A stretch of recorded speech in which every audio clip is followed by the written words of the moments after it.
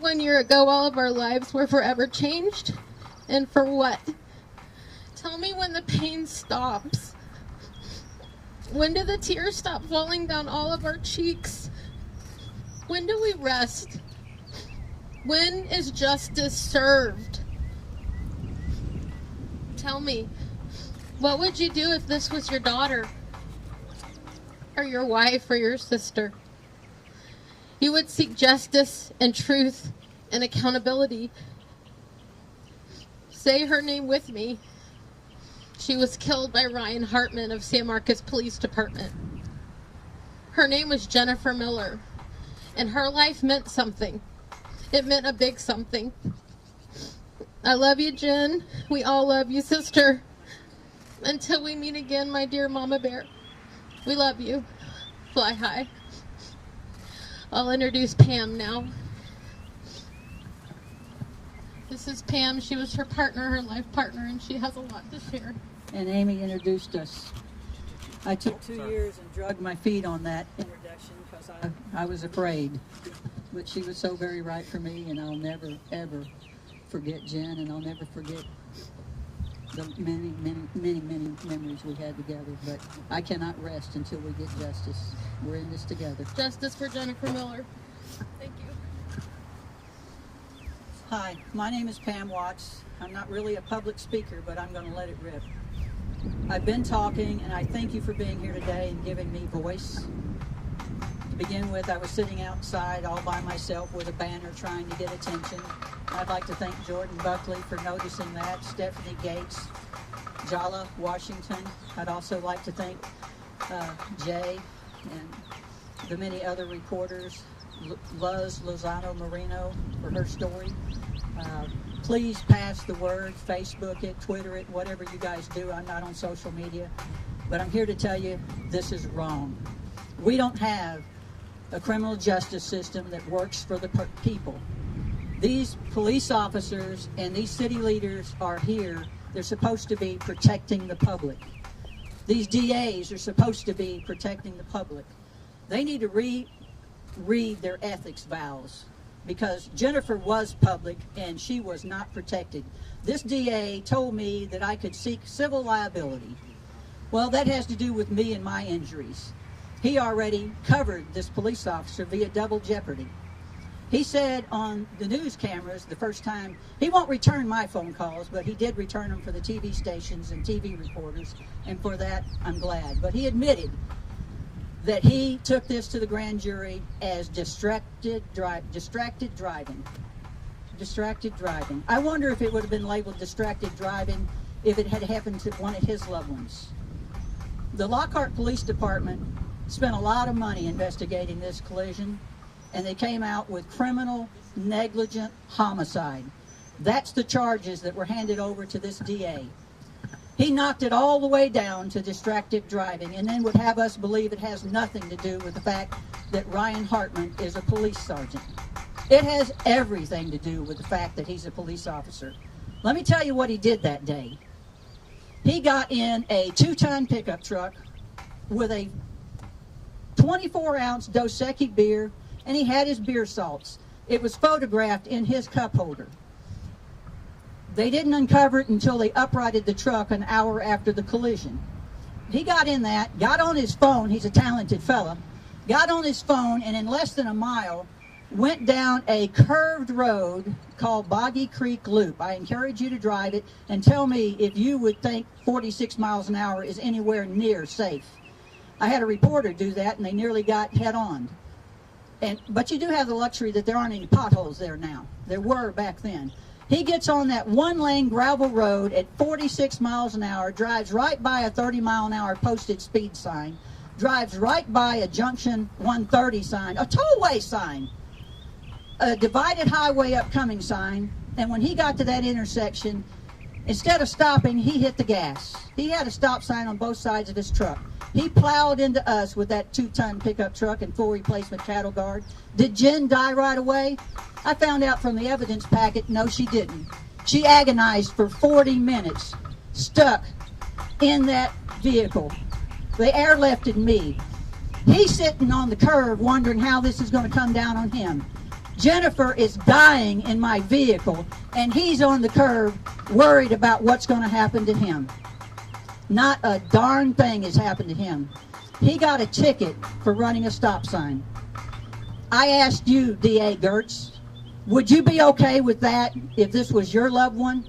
Would you be okay presenting this case as a case of distracted driving if it was your loved one? I don't think you would.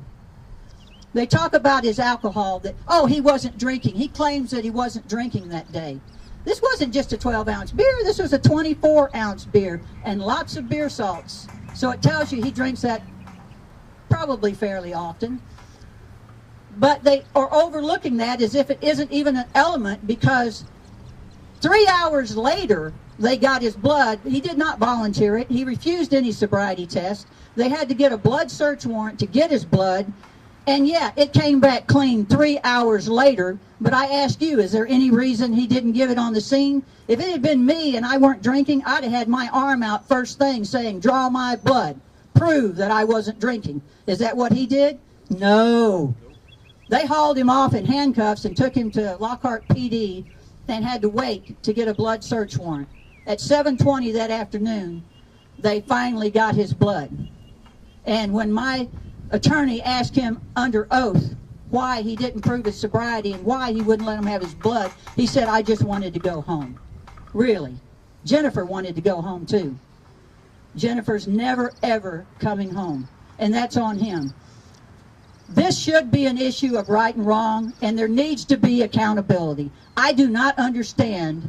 When I offered to settle this, all I wanted was for him to give up his badge for life being a police officer, because he does not deserve to wear the uniform or the badge. There's plenty of young men and women who do. I appreciate their service. I have nothing against law enforcement, but this lockstep with district attorneys has got to stop. There needs to be oversight of our district attorneys. He gets to do whatever he pleases with no oversight. The Attorney General's office told me it's completely within his authority to present or not present whatever evidence he wants. Is that justice? That's not justice. We're supposed to be, this should have gone to a jury trial. We should have been judged by our peers. But the DA knows how that would have gone, so he didn't allow it to go that way. And now this officer is protected by double jeopardy. And then the Seguin police chief shows up today and says, my hands are tied. I only had 180 days, and I was only there 3 days when I had to make the decision to put him back to work. Well, you know, he filled the shoes of his predecessor. And if his predecessor should have acted, his predecessor should have acted. But the city of Lockhart, the county of Hayes, need to act. You've got pending DWI cases. Try litigating one of those, because I guarantee you I will release and be a witness for any defense attorney that asks me. And they shouldn't let it go that far, because I don't want to do that. If we've got people out there drinking and driving, they should not be doing that. That is an epidemic.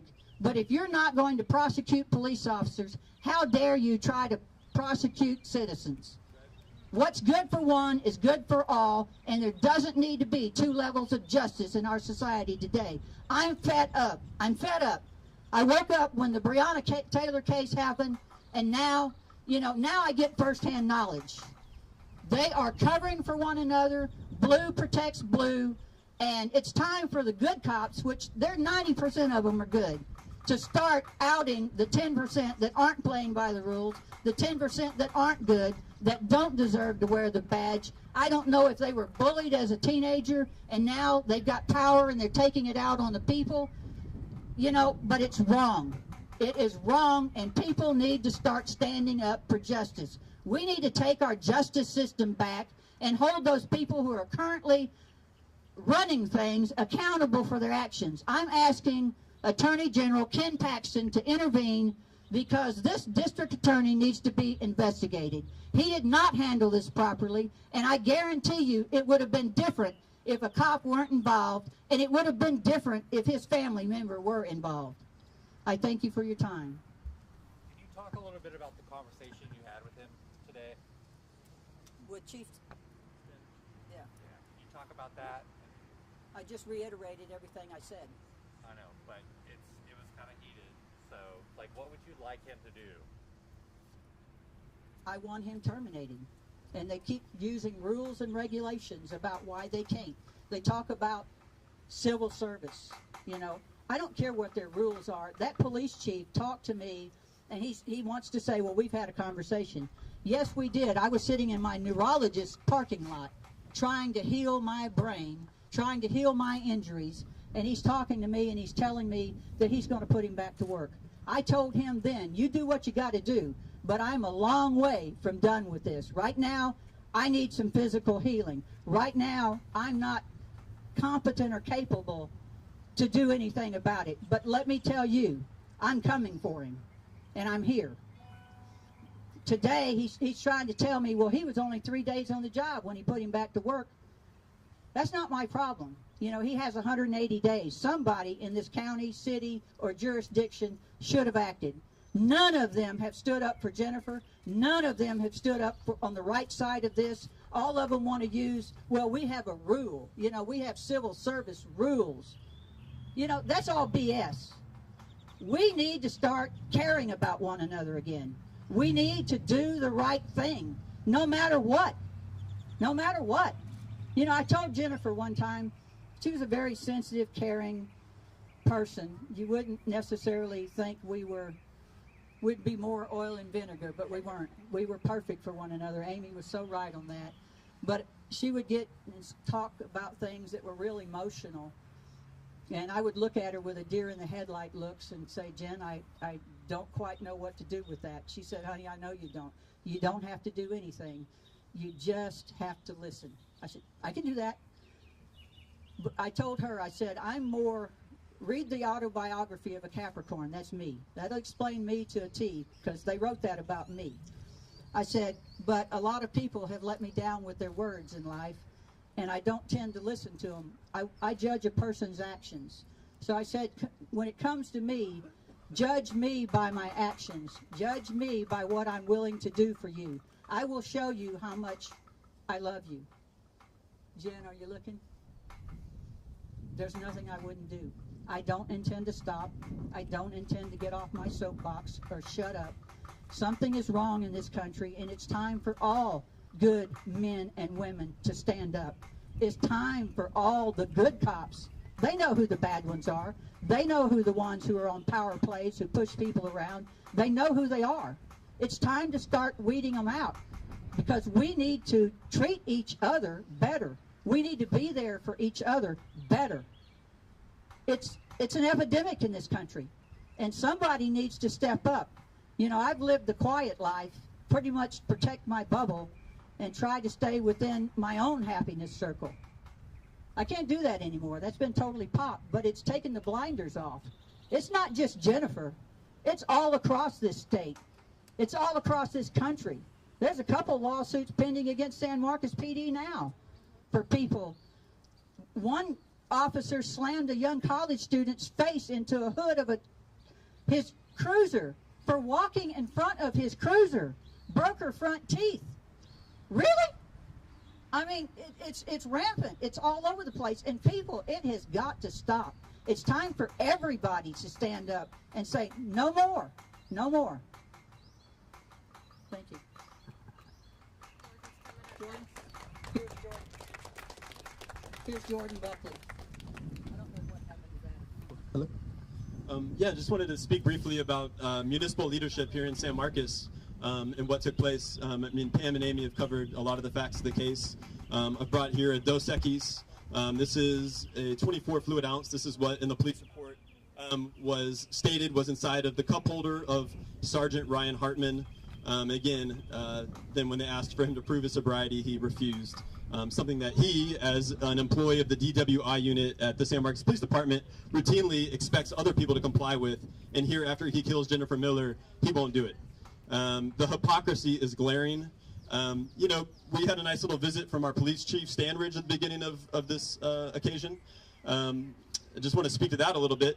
You know, he said that, hey, look, I only had 3 days on the job. What did you expect for me to do? Well, we filed open records requests to see when it was that police leadership here in San Marcos first reached out to our city council to inform them of this deadly encounter that happened 1 year ago. And the only thing that we got back from any police leader, from Chase Stapp, from Bob Klett, from Stan Standridge, was a letter that was sent in April to City Council. And part of that letter included an attachment, which was a photo of that very banner right there. And so according to Open Records, and the Daily Record can vouch for this, they filed their own Open Records, and I'm sure many other outlets are likewise doing your due diligence. The only thing I could find of the leadership of the police contacting City Council was in April, and that's when Pam had finally healed herself enough to be able to start to put this banner out and raise the profile. So when Chief Standridge says, look, you know, I only found out about it in November, well, did you contact City Council in November when you put him back on the police force, or did you contact them in December? Did you contact them in January? Or Chief Standridge, did you contact them in February? Or Chief Standridge, did you contact them in March? Or did you wait till April, till Pam started putting a banner around to let the public know what happened, and then you finally came forward and acknowledged, oh hey, over 4 months ago I put this guy back on the force who the neighboring police department charged with homicide. I mean, it's absurd, right? Like, the other thing is our city council members. If you look at the filings on the Texas Ethics Commission, our city councilman Shane Scott, he reports that he did not receive a single political contribution from any individual. The only money that came in to benefit his campaign was over $8,000 from the San Marcos Police Officers Association. And if you look up online to see, well, who's on the leadership of the San Marcos Police Officers Association, online the treasurer listed is Sergeant Ryan Hartman. So he was, at one point, the treasurer of the San Marcos Police Officers Association. That was the only entity that gave money to our council member. Likewise, council member Mark Gleason, according to the Texas Ethics Commission, received over $4,000 in campaign contributions from that police association. I have yet to hear either Councilman Gleason or Councilman Scott speak up and say that this was wrong. And it just speaks to the importance of having some sort of scrutiny over what kind of money our council members are receiving and then what action they are or are not taking. And that brings us to our mayor, Jane Houston, an alleged liberal. Jane Houston, if you go to Facebook, she's actually friends with Ryan Hartman on Facebook. I spoke with Cheryl Taylor, who is the mother of Jennifer Miller, the day after Mother's Day, just to check in, and we had a nice long conversation. One thing that she told me is that she had reached out to our mayor, our alleged liberal Jane Houston, back last year to hope that she might intervene to try to get some accountability for this, fatal wreck that Ryan Hartman is responsible for. And she said that our mayor did not even bother to write her back. She just left her on red, didn't even respond to her note. And so I'm talking about Jane Houston, our mayor. I'm talking about Shane Scott, our council member, and Mark Gleason, our council member. If you read the front page of the San Marcos Daily Record on Sunday, as I always do, the top story was about a lobbying ordinance where they want some sort of clarity and transparency on who's receiving money on city council and how might that impact the decisions that they make or what they're willing to speak out about. There's only 3 people that voted against that ordinance. And even city council member Maxfield Baker said, well, Mark Gleason, is it because of all the money that you received from the San Marcos Police Officers Association? And he took offense. Oh, that's offensive. What 3 individuals on our city council do you think did not want this transparency on what decisions are made based on the money coming in? Gleason. It was Gleason. It was Shane Scott. It was our mayor, Jane Houston. And they're in bed with the San Marcos Police Officers Association. So if we wonder, well, how could this be? How could this come to exist? Why are there no municipal leaders speaking out? Well, we need to examine that sort of thing. And yeah, again. Speak to the mic. Sorry. Okay. Sorry, I put my back to you. Okay. I mean, just at least these. Yeah, I got you. Okay. The other thing is Brian Gertz, who's the district attorney in Bastrop. You'll see his phone number right there if anybody wants to place a phone call. He was in the national news last year. Some people are familiar with the case of Rodney Reed, an innocent man who's been on death row for 23 years, when all evidence points to the fact that, in fact, it was a cop that killed Stacy Stites, her ex-boyfriend, and then set up Rodney Reed. Kim Kardashian, among other national figures, have really raised the profile of this case, spotlighting that same district attorney from Bastrop, Brian Gertz, and how wildly pro-police he is that he's willing to kill an innocent man, Rodney Reed, when it's very apparent that, in fact, it was a cop that strangled his ex-girlfriend. And so, is it any surprise that this guy is going to not, provide all of the evidence to the grand jurors? He won't even return phone calls. Won't even return phone calls. I left him 2 voicemails. I was talking to his secretary, and she's not even allowed to call me back. No phone calls. Right. So maybe he needs some more phone calls from the rest of us. So hopefully, those of us that are here can write down this phone number and give him a call today and let him know that our eyes are on him, because we very well may return to Bastrop for future actions. Oh, we will. Because we're not giving up, you know. I mean, maybe the police chief thinks this is the last he's heard of us. It's not. And if he feels like he can't be the one to make Ryan Hartman step down from the police force, fine, we'll do it. We'll start going to Wimberley where he lives and start having regular protests, raising the profile of a local cop who was charged with homicide. Who is he to be arresting people for DWI, which the Daily Record says he's arrested 3 people for DWI since, 4 people, excuse me, since he killed Jennifer 1 year ago today. It's utter hypocrisy, and shame on our police chief for coming and trying to tell us that he did everything he could, especially when we have the receipts. You know, the letter he sent to city council was 4 months after he reinstated him to the police force. It's ridiculous. And again, our police chief is the president of the Texas Police Chiefs Association, so he is a statewide figure, and let's not let that be lost on our members of the media here, standing up for a cop who kills. He did the same thing with the George Floyd Act, likewise being one of the statewide spokesmen to stand up for cops who kill unjustly so that they can get away with it. So I guess I'll pass the mic back to Pam. I think I've concluded.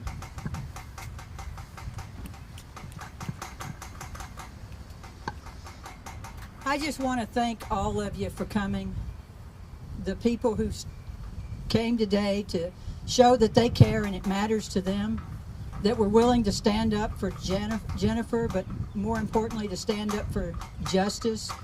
Jennifer's not the only case like this. There needs to be legislative change.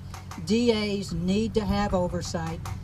It is not okay for one elected official to be able to do whatever he pleases, show whatever evidence he wants to, withhold whatever evidence he wants to, and nothing can be done. Just like this police chief that says, I had 180 days to act. People, it's wrong. We need legislative change. I'm calling on Ken Paxton, our Attorney General, to get involved. I'm calling on our governor, Governor Abbott. Please take a look at this. It needs to change. There needs to be transparency, real transparency.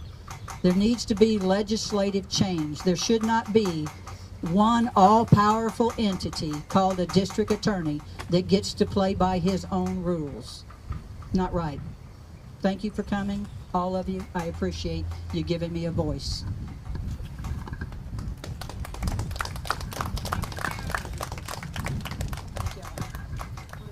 And thank you for taking your lunch break. Please do grab some pizza. I know a lot of people have left work to come here, so please eat some. Pizza.